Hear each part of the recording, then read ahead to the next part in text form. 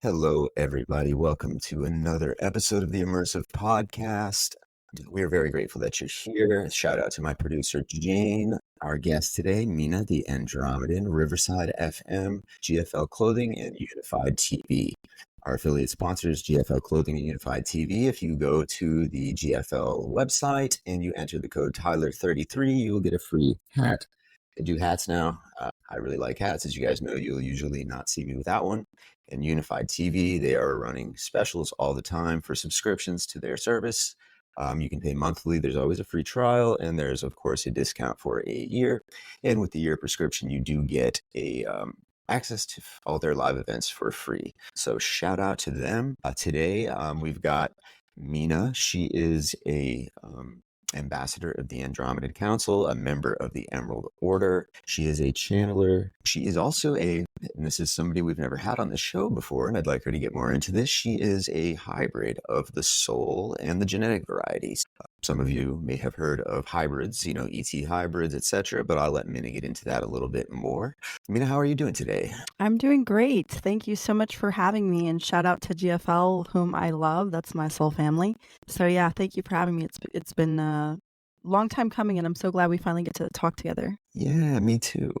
We've been trying to kind of meet up, for those who don't know, Mina and I, for a little while here, and schedules overlap, and I'm in Florida. Mina travels all over the world, and I kind of travel around the US, but that's not the same thing. So it's, for example, it's 10:30 here in Florida. What time is it where you are in South Korea, Mina? It is 11:30 p.m. So Wow, yeah, so almost she's a 11:30 p.m. trooper. She's staying up late, and for me, I'm up early. So yeah. So you are, of course, a member of the Emerald Order. You are an ambassador of the Andromedan Council.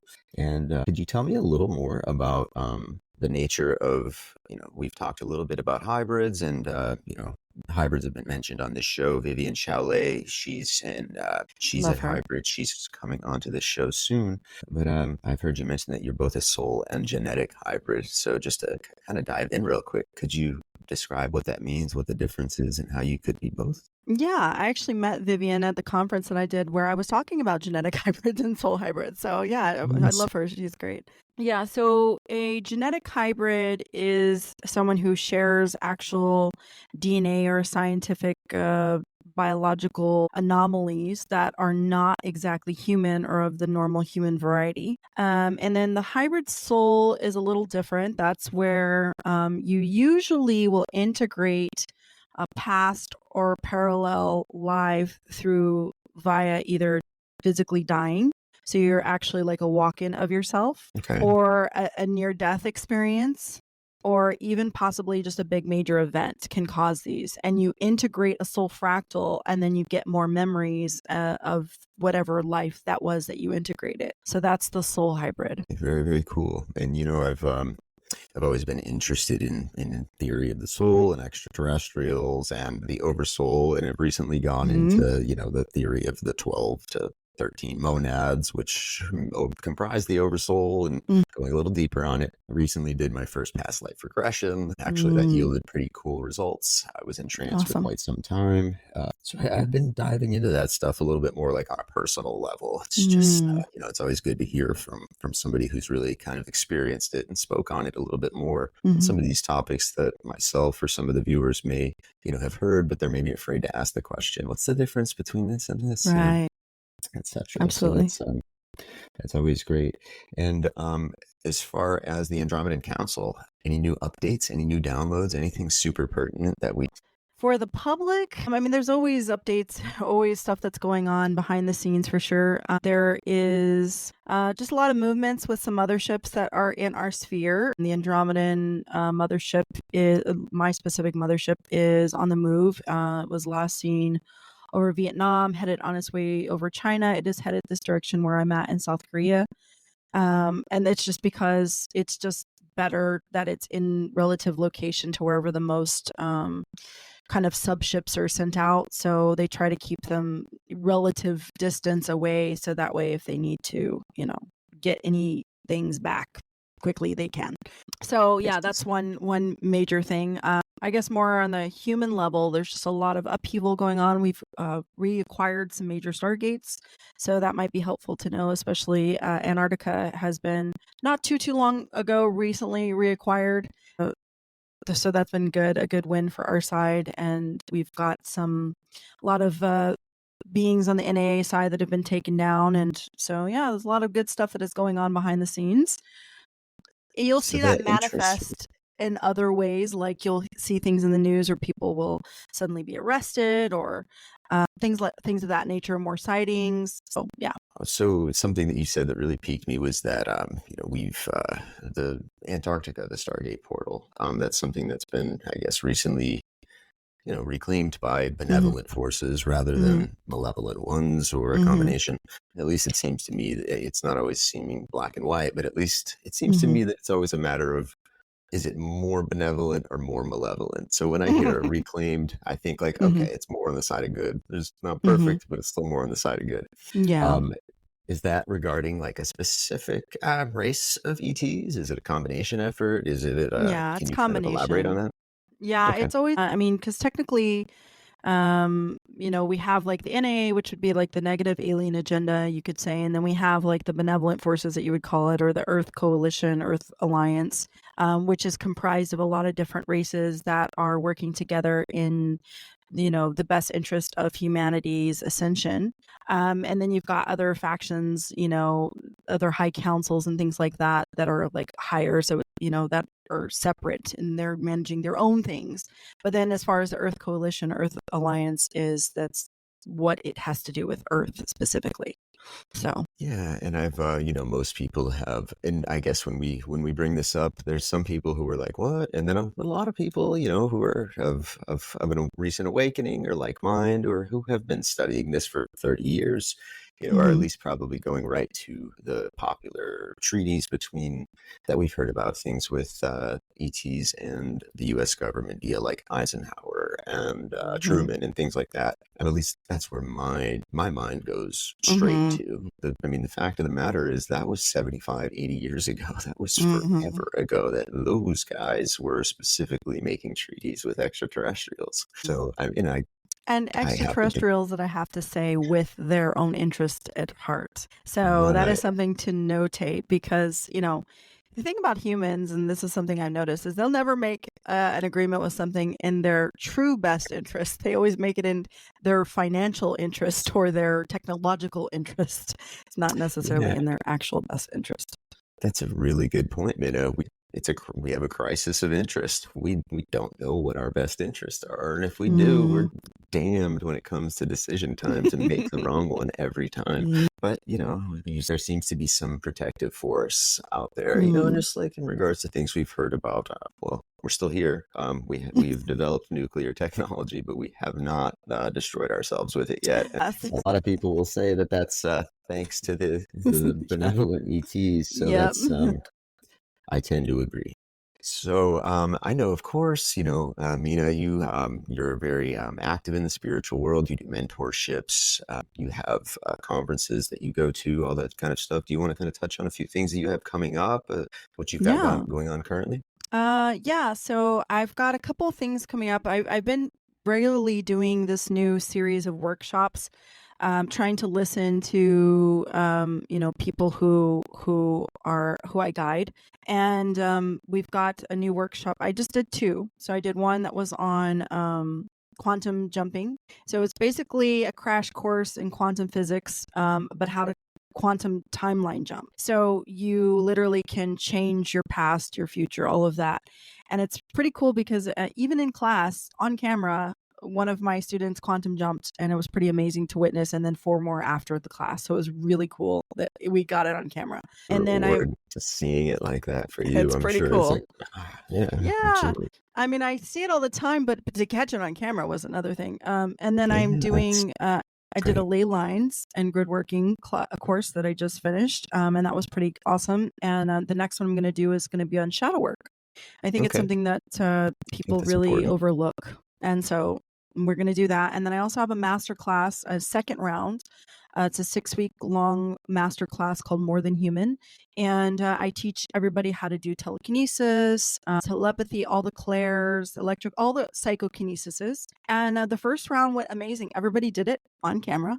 And so it I was know I've pretty actually amazing. seen some of your, content, and for those of you who are just seeing us for the first time, Mina and I, we're not best friends since childhood or anything, but this isn't the first time we've Mm, spoken. We collaborate mm-mm. on social media and things like that.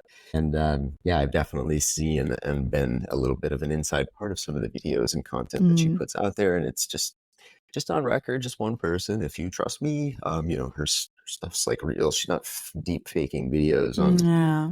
on Yeah. pyrokinesis or anything like that. Yeah. Honestly, most of us just don't have time for that kind of Yeah, thing. it's a good course, and the main, I guess, the prerequisite to that is that you need to have a galactic history report. So if you want to know your origin in the universe, in this universe specifically, there's multiples, but if you want to know your origin in this universe, all of your parallel lives, all of your galactic personal history, I go into a 2-hour long in-depth report of you, your karmic connections, your past lives, your major events, your gifts, your soul age, any blockages that are stopping you. And it's 2 hours and it's very valuable. Yeah, But it's a good starting place for anybody that is interested, that's first meeting about me or learning about me.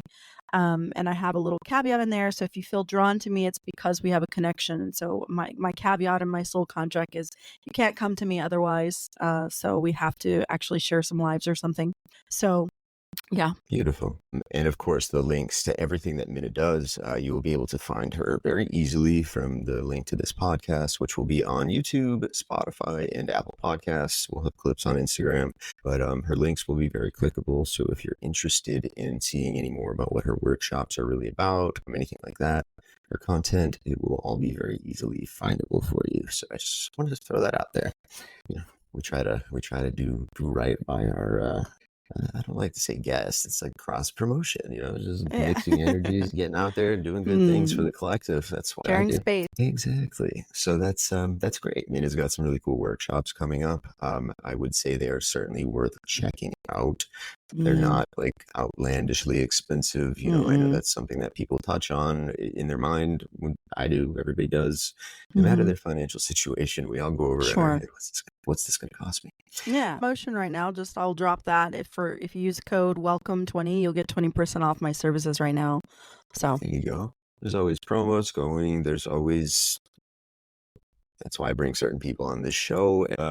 The other thing that I've done I've always been more of like a real world history, like mm-hmm. conspiracy Mm-hmm. disclosure via like reading 20,000 pages of CIA Crest documents and things like documents. that. Mm-hmm. Mm-hmm. That was kind of my intro to like Mm-hmm. big time, Mm-hmm. awakening, big time ascension. And, things have certainly, they're always evolving. Things have evolved since then. But that was for me at a certain point, and it wasn't too long ago. I needed like real world Sure. something to grab onto, Mm-hmm. which is interesting because, now like we're probably 15 or 16 episodes into this show, and almost everybody on it has performed their gift as some sort Mm-hmm. of gift, whether it be light Mm-hmm. language, energy Mm-hmm. healing. I've done a separate hypnosis on camera. I did a total subconscious healing session on camera. Mm, yeah. I'm getting a lot out of doing that kind of stuff and just Yeah. sharing it, but I'm also really open to it. Mm, And I'm speaking this as a testimonial, just for, I wouldn't have anybody on the show who I deem to be a, a fraud. I would say it like that. I wouldn't have anybody on like I that. thought you were going to say That's not. charlatan for a minute because it's such an underused word. It is an underused word. We need to use that word more. But I might be rambling. But yeah, every gift you've ever seen, any reaction you've ever seen, has always been 100% legitimate. And I do not like Mm, promote, forgery in the mm. spiritual realm. Pardon that noise if you're hearing one. It's just my water is running. That will shut off in just a moment. So I apologize. So let's get a little forward on Mina. And I know you've been asked these things before, but you had some experiences with, abductions, with men in black. You have talked about the Montauk Project and things that happened during, you seem to be about my age. I'm 32. We're like Mhm, close to the same generation, I think. So it mhm, seems like mhm, what you would have went through, during childhood with mhm, things that we've heard about regarding like the Montauk Project and such Right. would have been during the 90s. And, as far as a Mm-hmm. lot of us go in this community, we read about and watch documentaries about these things. And we read, Yep. that the Montauk Project is something that was recognized. It's not super Excuse recognized, me. but it's over. It's kind Right. of a It's whale, even but in the it seems to CREST me documents. like, Mm-hmm. It's yeah. not. Would you say like definitive? Would you be able to say definitively that the Montauk Project, or at least maybe that's not what it's actually referred to, but it's something of that sort might still be going on. It's not. It wasn't shut down in Mm. 1985. Oh, well, definitely not, since it went into the 90s for sure. And there was a partnership. It's actually in the CREST files. You can look. There was a partnership in the 80s and 90s with China to Okay. exchange children, because that's something we do. Surprise. Yeah. And to conduct tests on these gifted children. And so that's technically what I was a part of, but it's the Montauk Project. It's the same, a rose by any other name is still a rose. Right. Yeah. Call a spade a spade. Absolutely. Mm-hmm. So, what was your first experience like that way? Like, I know you've spoken on this on camera, but for anybody who's viewing this for the first time, the Montauk Project, in short, is that shadow government that we kind of speak of, that deep state, experimenting on gifted children, etc.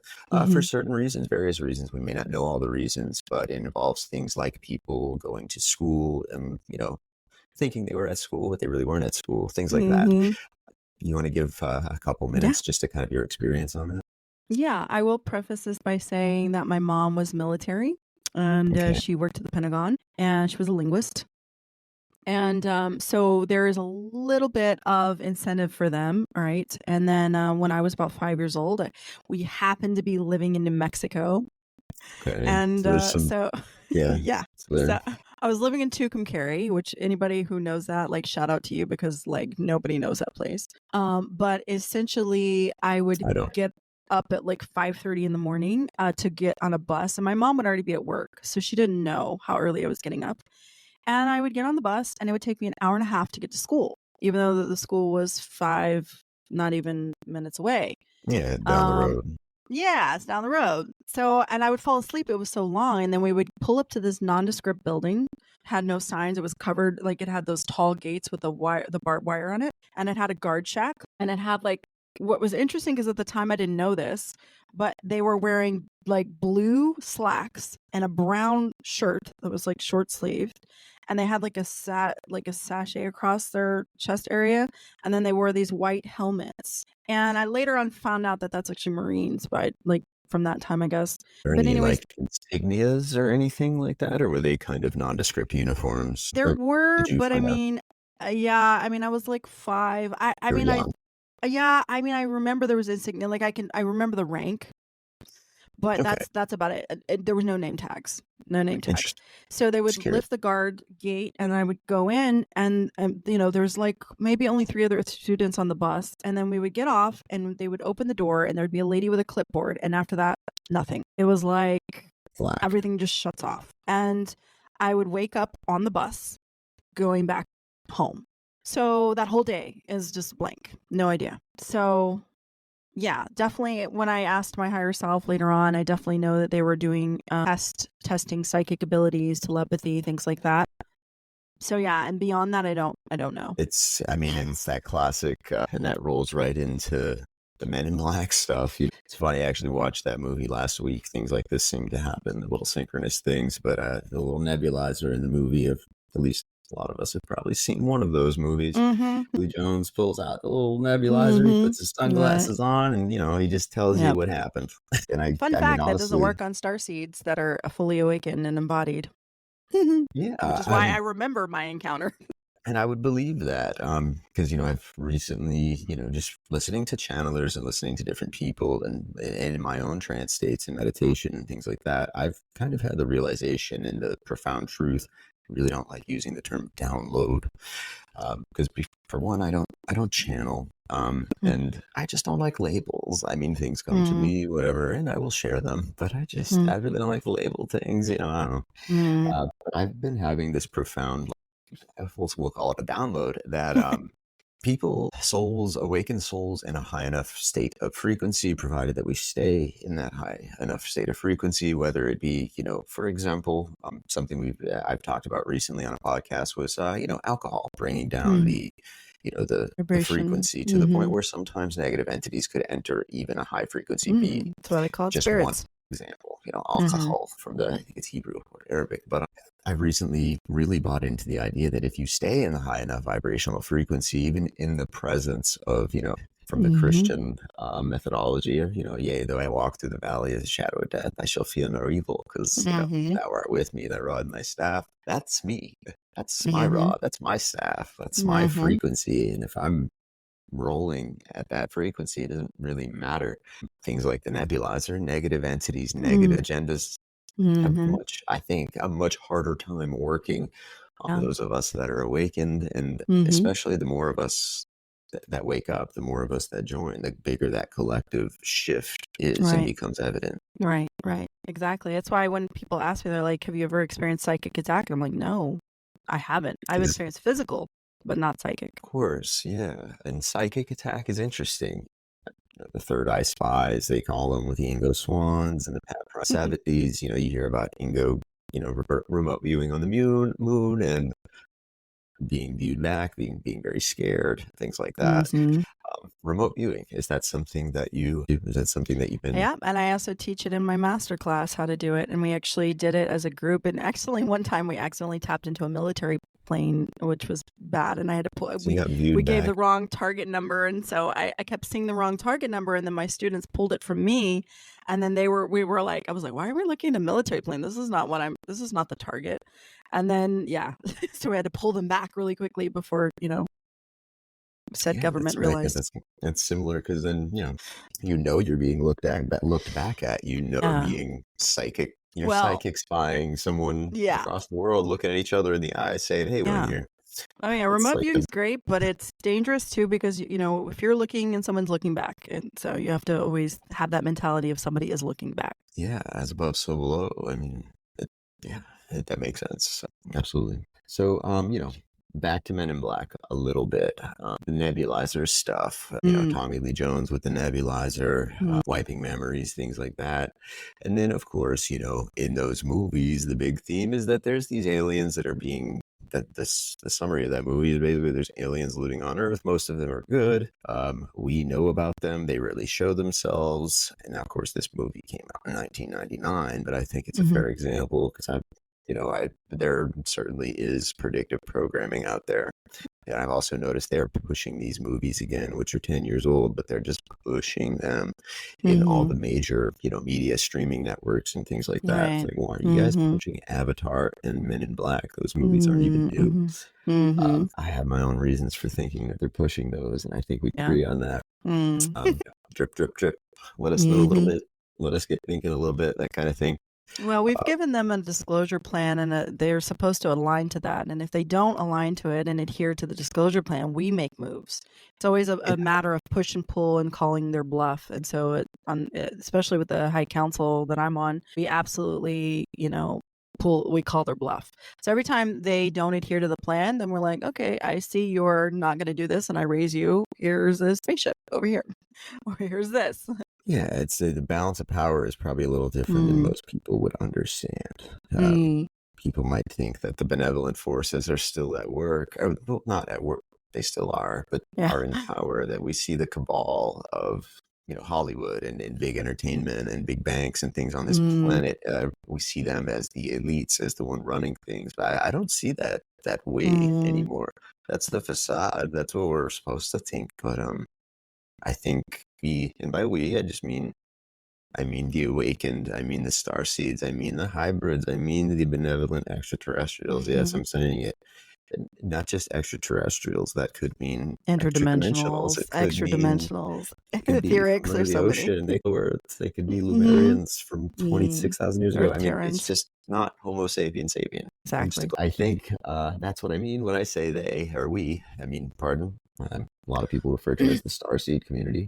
Yeah, I think we actually have the power. I think that's what that shift was. I think absolutely that's why we're seeing such a shift and so many more people awaken and things like that. Are you able to speak on a Men in Black experience or no? I Sure. completely understand if you're not, but Yeah, just for yeah. comparison.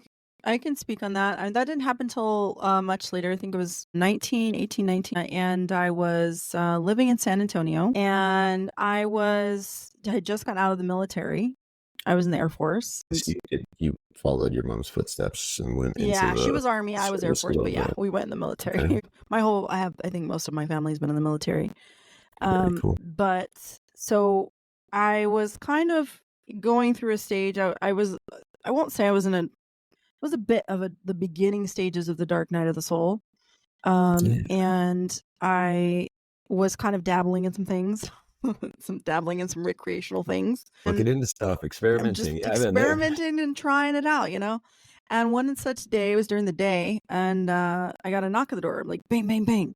And so I go look out the peephole, and there's two men in suits, black suits, glasses, briefcases, like full 9 yards. We I think was just, Men in Black. yep. And I was just like, Wow. what? Okay. So I opened the door, and as soon as I opened the door, they put the like something up in my face. I thought it was a badge or something, but like it was like really fast. And then as soon as that happened, I started losing my motor skills.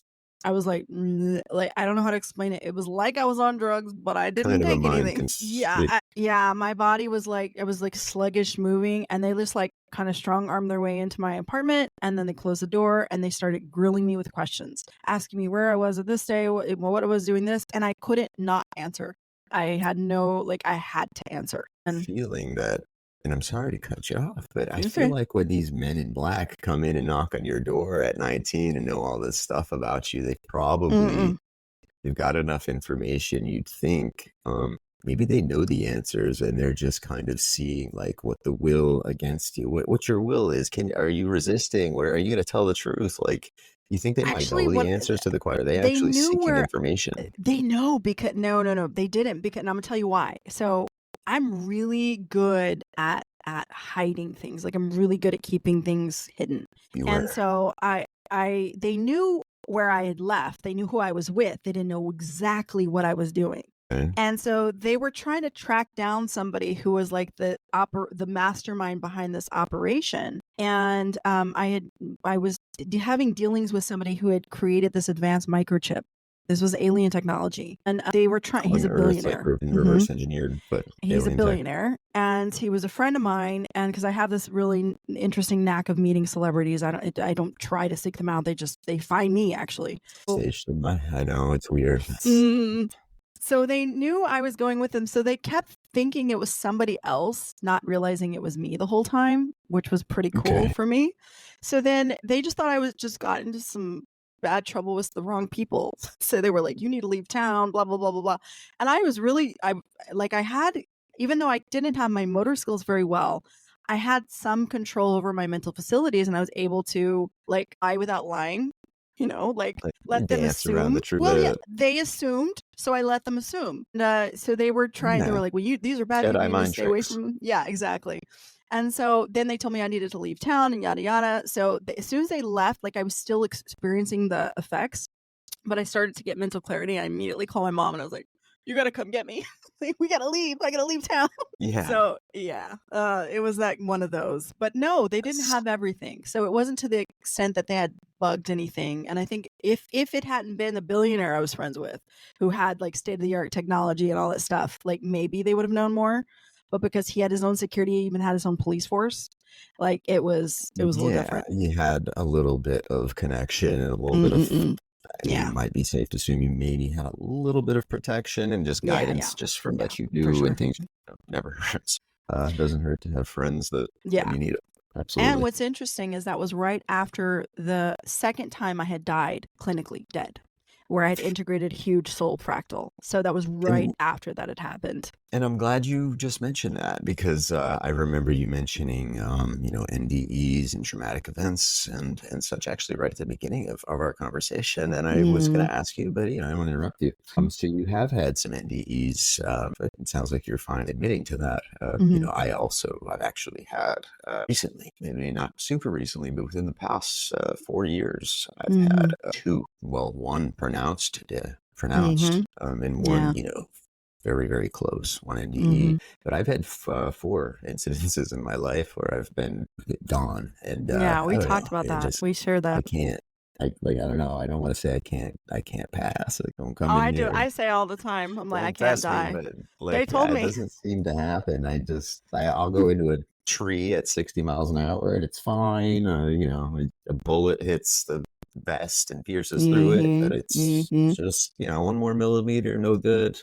But we're fine. Like, Just lost just another life, really like a cat. weird stuff. Yeah, Yep, now I same. choose not to live so dangerously, though I still live honestly more freely. I mean, I live more on a Mm-hmm. whim. I'll do whatever. I'm completely open to anything and any idea. But the things I used to be open to are so much more just ridiculous, stupid, and Yeah, dangerous.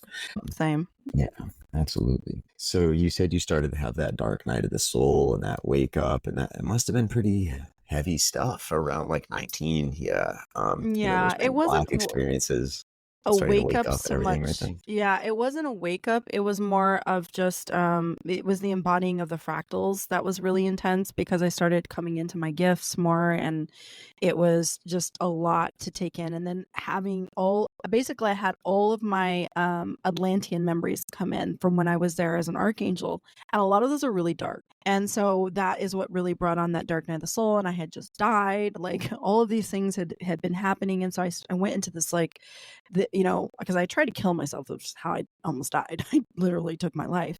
And then after that, I went to the God, you're antithesis of still that. here. Well, like you said, I can't die. We can't die.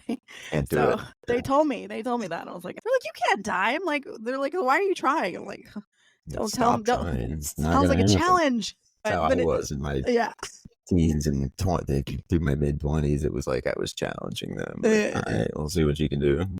They So won't. I went to the reverse of that, and I was just like, I was utterly terrified of death for like a small period because I went into that. I got download after download after download of memories from that time, and I was just like, it was terrifying. There wasn't a waking moment that I didn't have downloads constantly streaming in, and they were not from this life. So it was a lot at that time.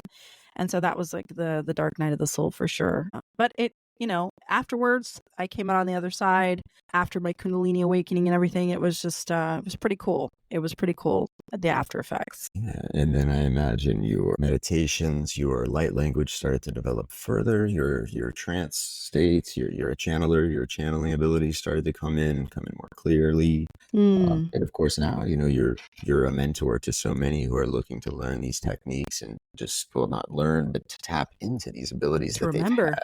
They've always had to remember them. Yeah, exactly. Mm. And just mentoring others. And nobody's ever, I mean, I applaud the way that you went about that because, of course, people know that you had that experience of your gift starting to rapidly develop quite some years ago. So, it's always good to hear that somebody didn't just have that experience 6 months ago and is now trying to teach master workshops. It's like, no, there's been some lessons and some challenges went through, and now, of course, now Min is at a place to like really share her gift, which is why she's doing what she's doing and why I'm so interested in having a conversation with her. I mean, obviously. It's always been my dream to be a point of validation for others because for so long I was alone. I was really alone. I mean, back in 2012, there was nobody talking about any of this, and I was awakening people's light language, and there was like, I just thought that like I was just alone. I was going to be alone for the rest of my life, like nobody like me, and just forever the black sheep. And then so when people finally started awakening and I found this community, I was just like, oh, finally, like there's other people like me. Yeah, I mean, I had a few similar experiences. I went to a very like hippie-esque college, University of North Florida. Chose it for that reason. It's all in a nature preserve. There's no football team, very little Greek life. And, then I even started like spending outside of my music career and things like that. But I started going and occasionally spending time in the like the national forest with the rainbow family. I would see shaman. That's when I had my first experiences with like the toad, Experiment. the 5-MeO. But in shamanistic Tumbo. settings, not just Nice. apart from just recreational too. It's not like that Sure. wasn't a thing in college. But and then Mother Aya, the real plant medicine, things like that. And I actually had a period of like, but I mean, that was really the only catalyst.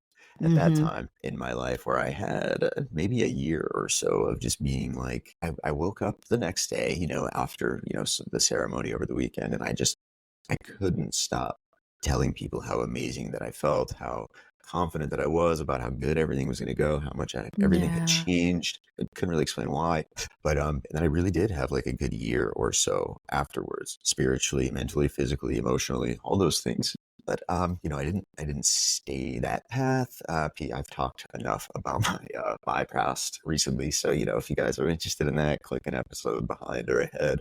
I found that I've been a little repetitive on my past story, so it's definitely out there. But yeah, I shied away from that, but at least I had developed a few practices like meditation, and at least I knew that I had had my first near-death experiences in my early 20s, late teens. I mean, real bodily, physical deaths. But I knew that that wasn't the end. To me, it was always when I was told that you were dead for 5 minutes and we brought you back, we tried a little longer, at the hospital or whatever.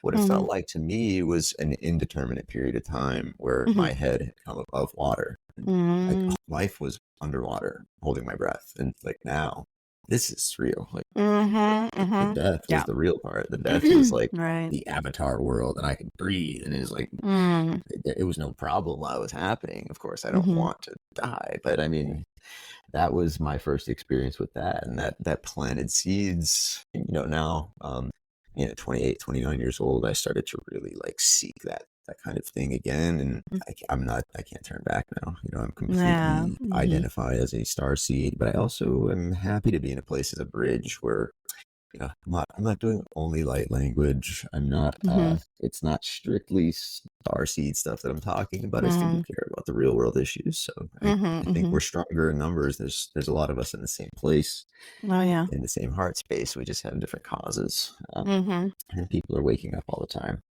Absolutely. So, I know that you've had some like abduction experiences and things like that. It's funny. I want to ask you because I'm going to go out to Mount Shasta here this summer.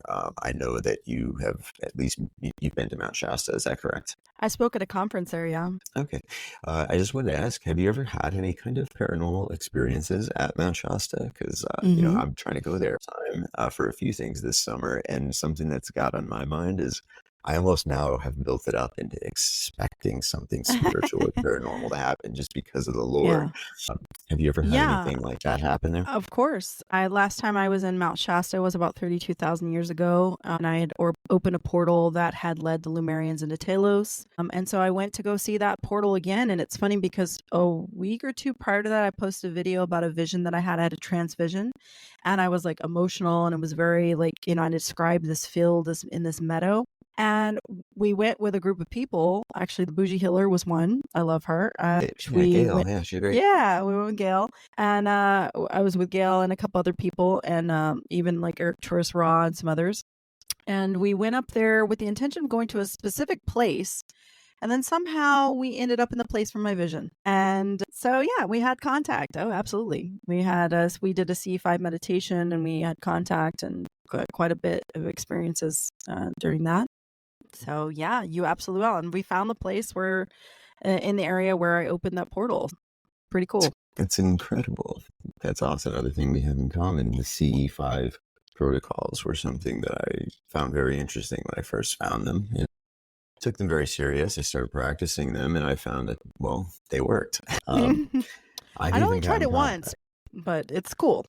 Yeah, a lot of people have developed little offshoots of what Dr. Stephen Greer himself, first developed as the protocols, and even he himself has they've evolved since he came up with them in the early 90s. I mean, they haven't changed a ton. Just some technology that we have that have made things a little bit easier to play crop tones, lasers. We have to shine lights, things like that. But it's my understanding that the general protocols haven't really changed. I know people do different variations of what Stephen Greer developed, but it's my understanding that, they all tend to, I've had a fair bit of CE5 experiences, and very few were like duds or nothing happened. I've even had one where I was on a walk with somebody who is not a believer at all, not even close. And I asked, for just to see a craft. This was at night. Then we got one, unmistakably, just completely non-mistakably, got it on video. And I got her on video screaming, "What the my God, what is that? Holy shit." She's freaking out because she's a non-believer. Didn't think it's real. Then it leaves, and I ask out loud for it to come back, and it comes back. It's awesome. It's like such a powerful experience. Yeah, you saw my video. It's amazing. That's like I've seen that. videos you've had too. They're just I have craft follows me around. I don't do the those meditations or experiences are anything, but incredible. yeah. Yeah, I've heard that from some people that it's like I don't seek it. They just Well, yeah, it's my sometimes. shit. Yeah, I get it. For myself, I don't identify as a hybrid. I mean, I do believe that I am a starseed. I actually kind of believe that more of us are starseeds than we think. I do believe that I've had many lives on this earth and others, and that I am of the cosmos, just as all of us are. I'm not a creationist or anything like that, but and I'm happy that you mentioned Marianne Tellis. That's apparently, according to my regressions, is where I spent one of my past lives. So, I talked all about it for like 2 hours in vivid detail, which was weird because it's stuff I didn't even know that I knew. Awesome. It was like really cool. So South Korea, I mean, obviously I've gotten a hold on what the general disclosure community and the Starseed community, which is cool. I mean, just for example, they have a Starseed conference every year and it's always online. This year it's in person. So that's just a sign of growth to me. I've talked to people in other, this is actually the fourth continent we're on this week. So South America and Antarctica, Africa, we're coming for you.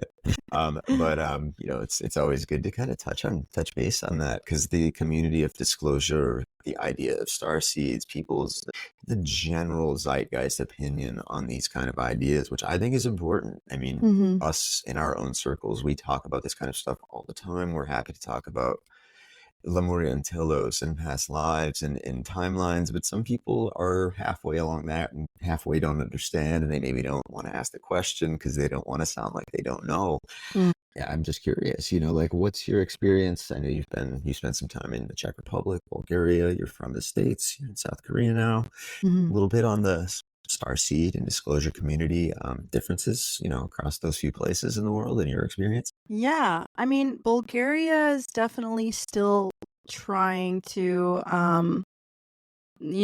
awaken. It's post-Soviet, and it's they do have a community there, but it is smaller for sure. There's definitely a community more of like, in the sense of like Ayurvedic, QHHT, regression style of things, psychic tarots, that kind of thing. And then in Czech Republic, there's a large community there for sure of starseeds, and there's a lot of areas that are sitting on the grids. I mean, there's the pyramids there, Bosnia, that's not too far away. There's even a starseed country that is up and coming, that's in between Croatia and Serbia. And and then South Korea is the flagship country for the Andromedans. So there's and there is a lot in the community that are just open and accepting of aliens. Like they don't even question it. It's not even like if. It's just it is.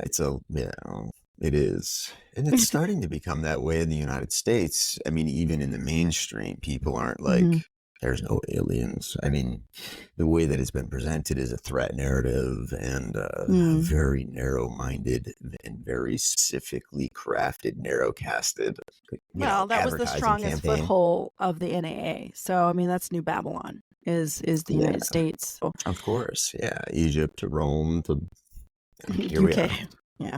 Otherwise, but there is a pretty big community here. I mean, they're really living in 2050 here. Like people I don't think people understand that. Like they've already found the cure for cancer. Like they use it on humans every day here. They have med beds. It just took me out of living general upper middle class American life. My mom got diagnosed with cancer, and I knew for under 100% fact that she didn't have to go through millions of dollars worth of treatments and suffer for 5 years and get sicker and sicker and sicker and sicker and sicker. Yeah. Until they could milk the final dollar and the final piece of toxic treatment from 60 years ago. I know there's ways that stuff, I'm not just speaking on cancer, but a lot of ailments that we deal with at least in the West. And I did an episode recently that was a little more real world based with Ryan Sprague. He's a cannabis coach, a plant medicine facilitator, and he's very big into the sovereign citizenship movement. We spoke a lot on that, and I was actually I was weary on if I should air the episode and edit and things like that, but I left it unedited.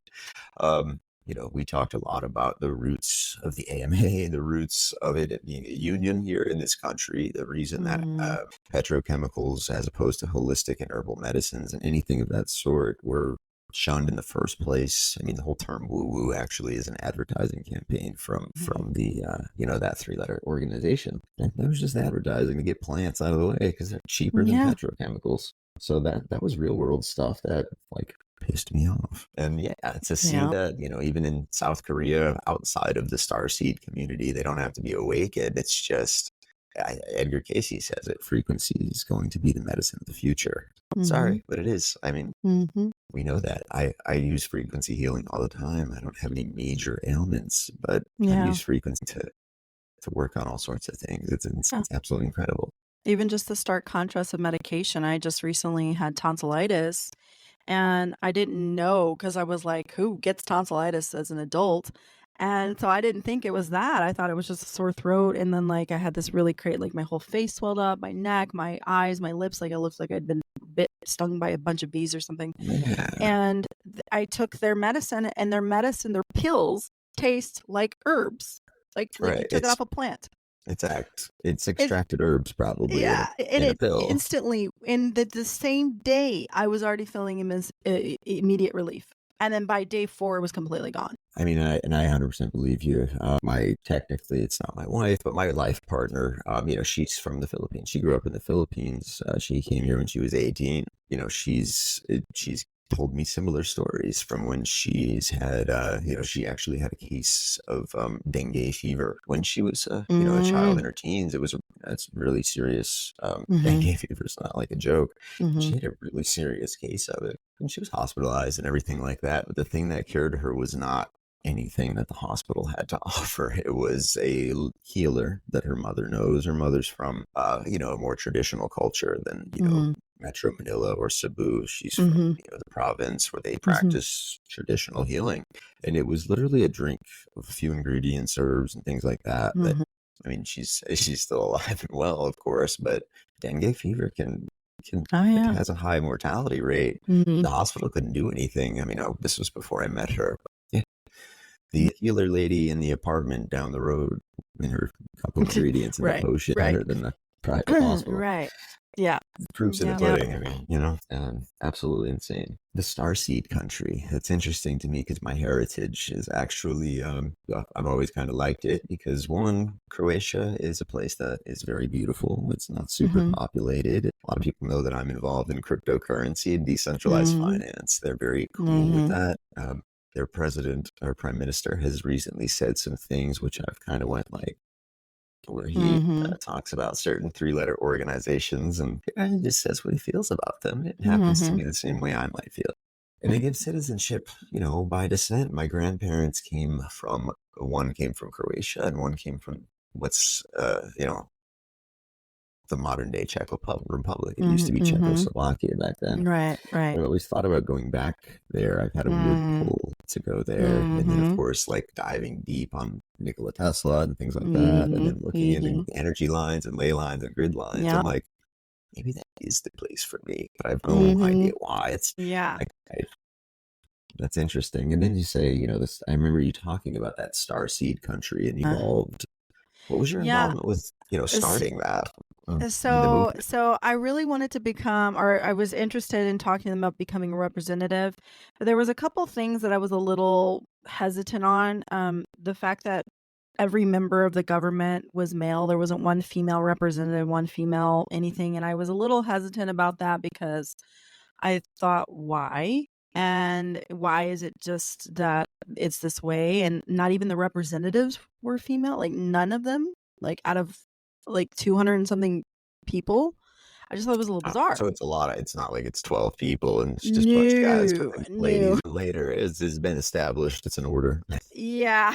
So I was just a little hesitant on that, and I didn't want to push it if I didn't know. I wanted to physically go there and talk to them, but it wasn't in the cards, and I think that might be for a reason.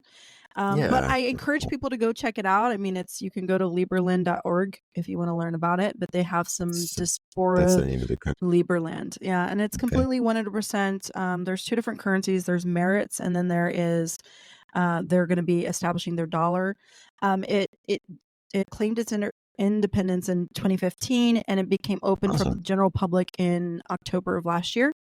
They're building it's in settlement stage. So if you help develop things, like settle it for 30 days, you automatically get a passport, you get There's 5,000 incentives. merits, and you get a couple, I don't know how many square feet of land it is, but yeah, and then you get the land and stuff like that. So they're in the settlement stage, and so they are trying to build. Are they bordering like that Bulgaria, Croatia. Czech Republic, It's Croatia and Serbia. Serbia is really trying to help them. Croatia is kind of like against them a bit, which is interesting. They've even established their own city within Serbia that is like for Lieberland. So they make immigration possible. You can live in Serbia and then work in Lieberland. A diplomatic kind of thing. Like a village that literally ambassadorship sort of thing. They'll give you like a path to citizenship, that way, because technically it's not recognized by, any exactly. Like right. Yeah.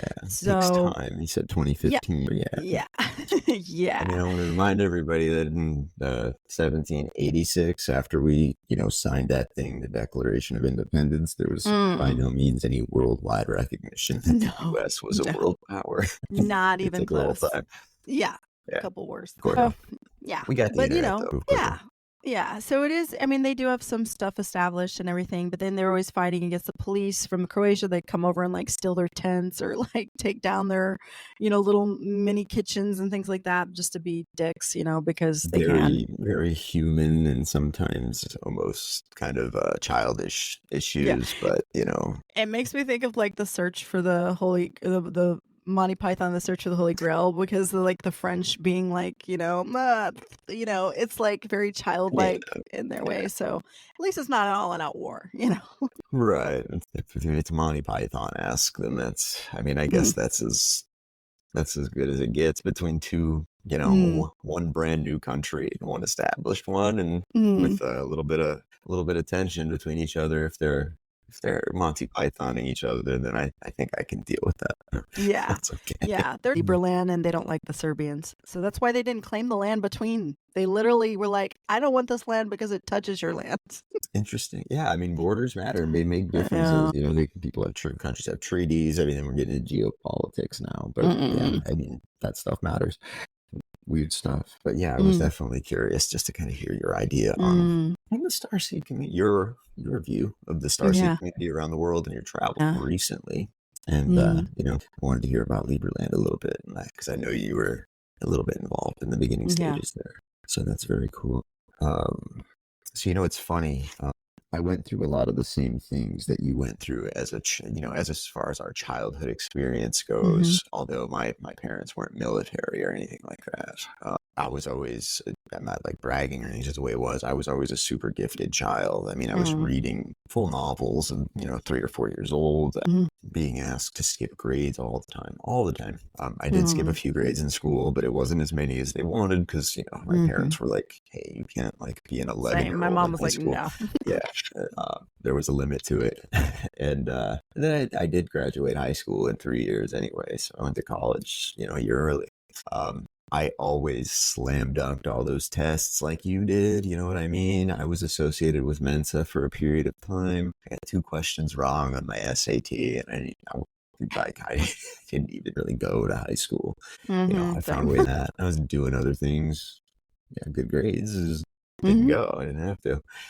Show up on test day, take the test, ace it, and leave. But the things that, and that's And that's typical of a lot of people when they get a little older because we learn on our own. But that type of stuff happened to me when I was young, 6, 7, 8 years old. I actually remember, how old are you in like the fourth or the fifth grade? I think it was 9 or 10. And I placed like third or fourth, in the country or something like that, some standardized math tests. And it was like this really big deal. And there were these meetings, talks about switching schools and moving here and moving there and all this stuff. And it's weird because I look back on it and I actually, I think I told you a couple of months ago, I was like, hey, I just watched you on a podcast. And you were like, I didn't know people watch that. Like, I happened to watch it. I was in the car. I was into the whole hour or whatever. But I started kind of identifying with that. I was like, I remember that stuff happening, but I don't remember the details afterwards. I remember there being like meetings. I don't remember what took place. I don't remember what was said.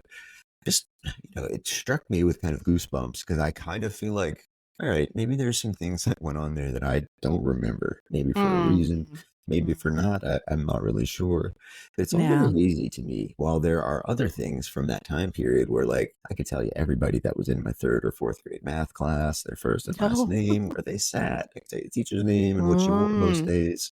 But then, there's these whole things associated with certain events that I have no recollection of, just for whatever reason. And that was something that never piqued me until I listened to an interview that you did. That's why I kind of was telling you, I'm going to touch on these things, even though people asked you before, but I'm kind of coming from a different angle. I guess a little bit. It's selfish. No, I mean, it's interesting because mine is a little on the reverse. Like, you can remember, like, like who was in the class and stuff. And mine's the opposite. Like, I remember the big events and then like the actual class things because I remember I died so many times that those integrations happen. So sometimes when I look back on these events, it doesn't feel like me, like my life. And that's another thing. I'm just picking it out of your brain. I'm sorry. I don't know if it was an NDE, but I was 4 and I spent like weeks in a hospital with like a viral case, not like regular pneumonia, but like a really bad case of like dangerous pneumonia. The second time I don't even know if I count that as the first, but my first like true NDE, I was 15 and it was violent. I was involved with some shady characters, when I was growing up, gangs and things like that. I mean, I got attacked from behind by like many people. It wasn't a fight or anything like that. And I got stomped on for many, many minutes. I have a scar under my hat. Then I got fixed, but it's still not perfect. Cracked my skull. It was like touch and go. That was my first like come up out of the water, like, I don't know what's going on, kind of experience, that first like NDE experience. And then it seemed, those seemed to happen, as I lived more and more dangerously through my later teens, early 20s. I had a few involving, a couple others involving violence. There was a couple shooting incidences. There was that beating one. And, I'm not ashamed to admit there was ones that were, well, they were accidental, but they were involving substances. I mean, still, same thing, partying like a rock star, man. Only one time did I actually go to the other side, and it was black. And I thought that was very interesting because it was actually the last time that I had one of those experiences. And I actually came out of it really, really scared because I had been used to this feeling of bad things happen, but then you go to like Pandora. And this one was just like, it wasn't hell or torture or anything. It was just dark. There was nothing there. Nothing, no one, no sense of time, no anything. So you were in space, because that happened to me and I was in space. I'm curious your experience on that. Like, I was in the vacuum of space and there was like, when the hell are you going to live here? Yeah, that's where I had the first interaction with the council, and they were like, did you think it would be that easy? And I was like, no, but did it have to be that hard? And they're like, you can't die.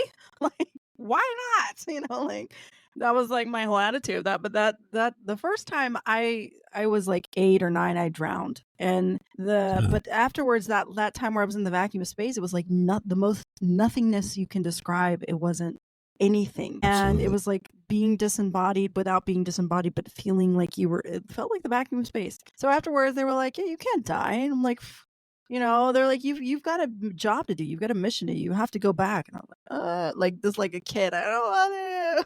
You And can't make me. I love that it's so clear for you, because like I have this magnet, this pull to do just that, but it's not quite so clear. It's not a voice telling me what to do. It's almost you see it represented in film or in book literature, etc. I don't know. First thing comes to mind, Book of Eli, that movie with Denzel Washington. It's not a Christian thing or anything, but the idea is he's walking west. He has no freaking clue why.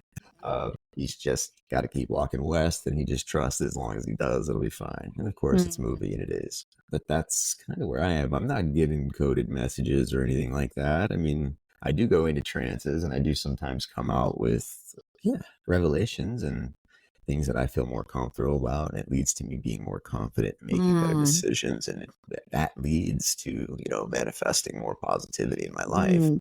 But probably because I'm a hybrid. Yeah, I mean, I have sometimes like Michael walking with me, like since I was a kid. Like, I mean, this is not like I've been in touch with these beings my whole life, so it's, for me, it's not like it's always been normal for that.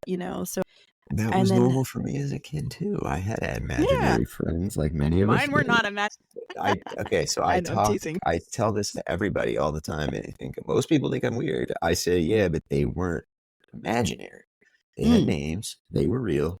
Like, I didn't grow up with like my parents together, with my moms or my dads or whatever. I went to my dad's house. I would tell them like, hey, you're in charge for the weekend or whatever. It was very like structured, and like without instructors, like it was real. Hey guys, I'll be back in 3 days.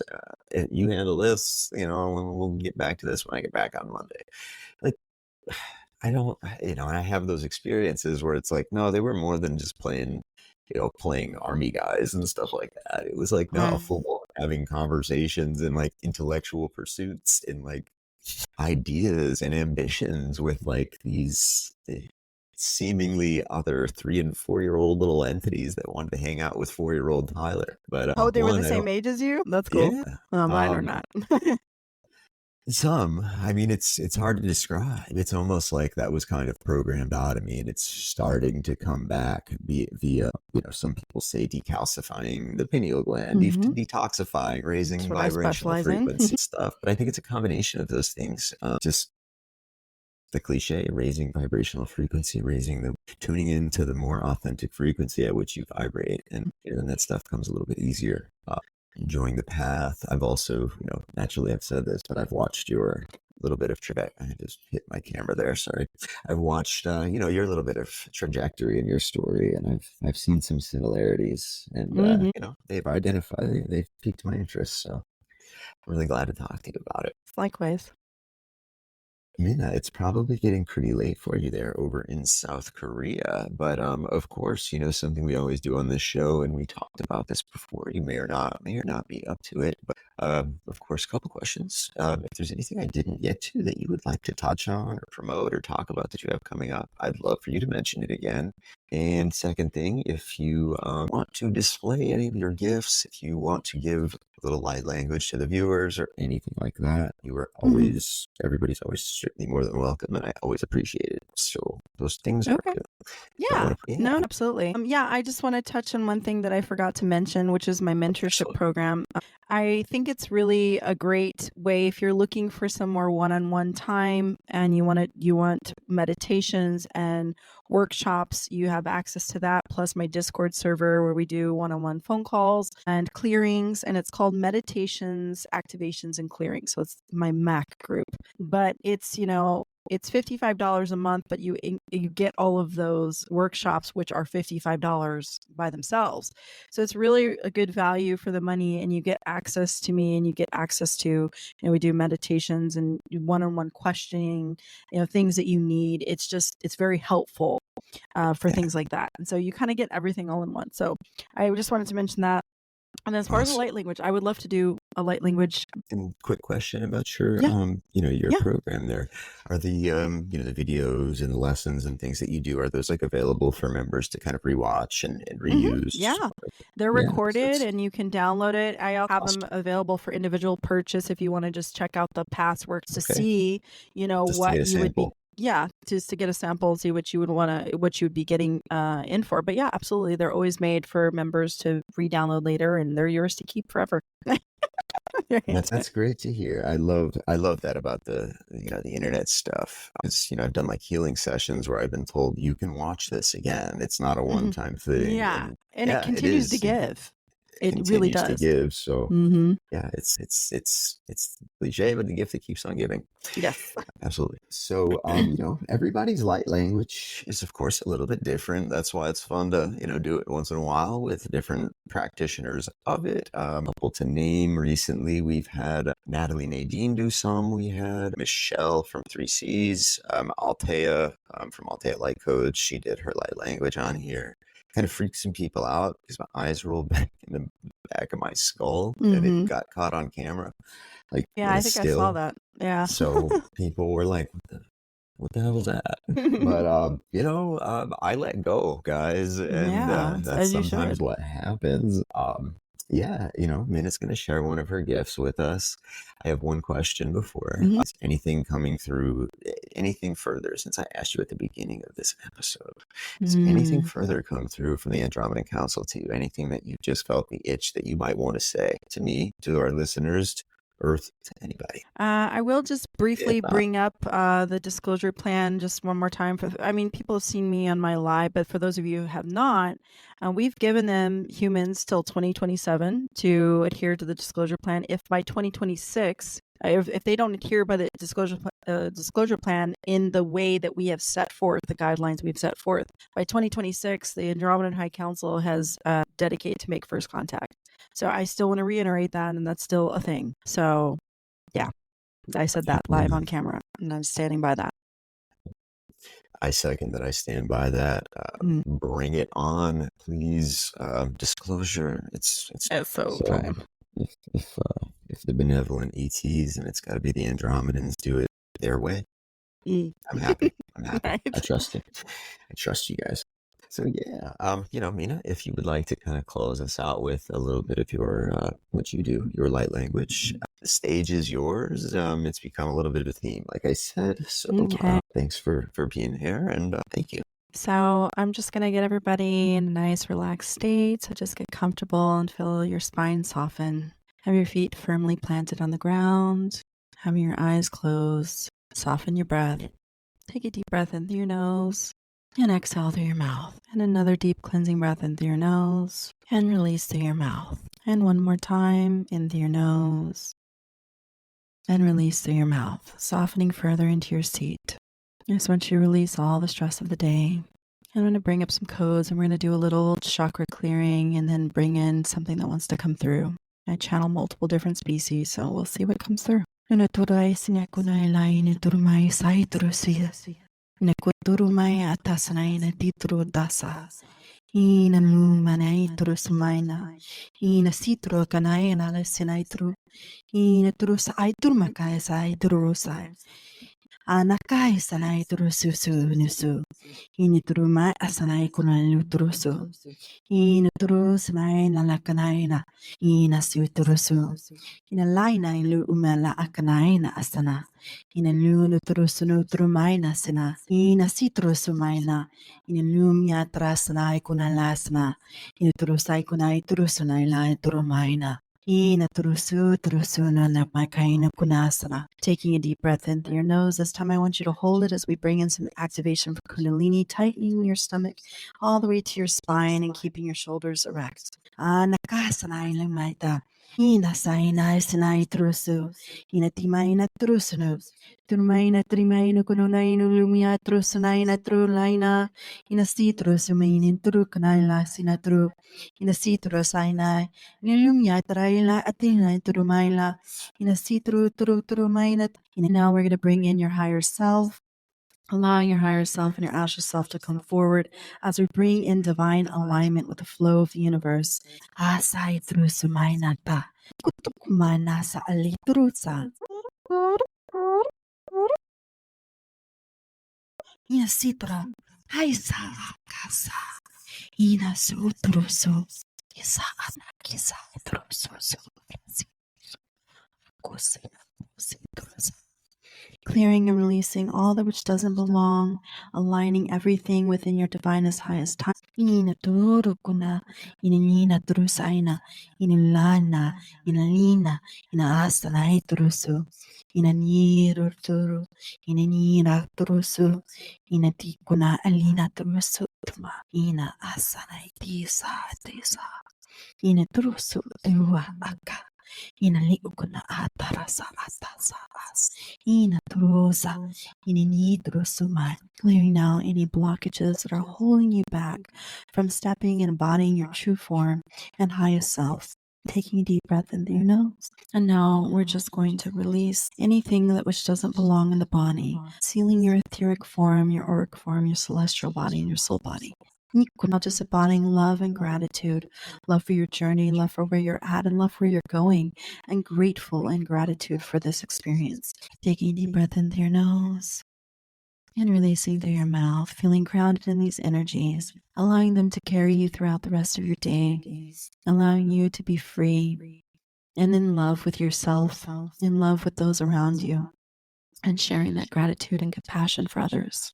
And now slowly bringing your attention back to now, and bringing your breath back to focus, slowly coming back to your body.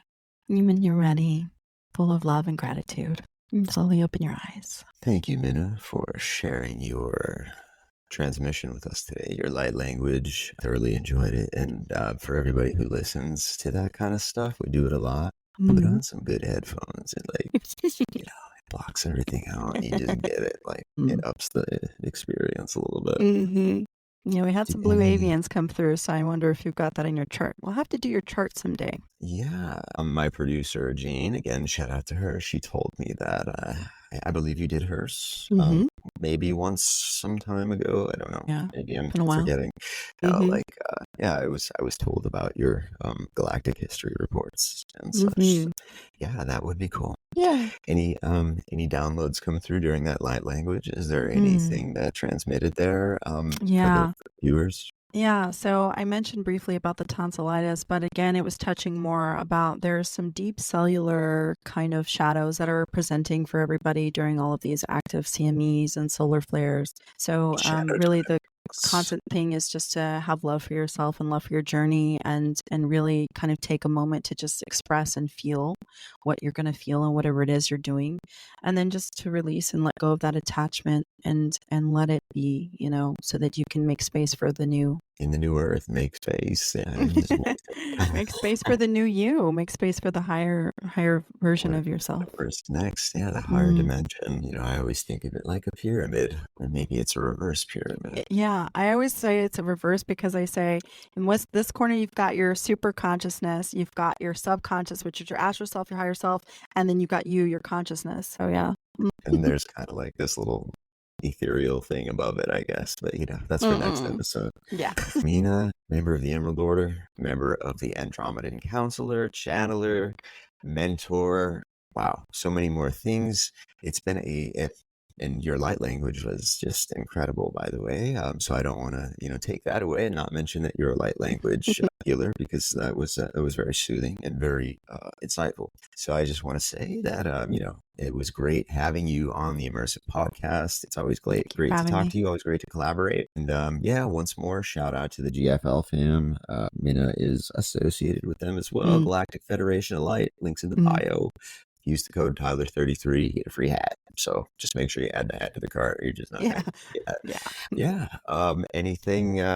Anything further? If you have any questions on myself or Mina, links are all in the bio. We will see you next time on the Immersive Podcast. Any parting words, Mina? Words of wisdom? Just have patience with yourself and just realize that you're not alone. We're all points of validation for each other. We're all on this journey together, and just try not to be too hard on yourself or others, and know that we're all having our own journey and all on our own timelines and different places. So love you guys. Well said. And we will see you next time. Thank you, Unified. Thank you, GFL. Thank you, Mina. Thank you, Jane. And thank you, everybody else watching. Tyler out.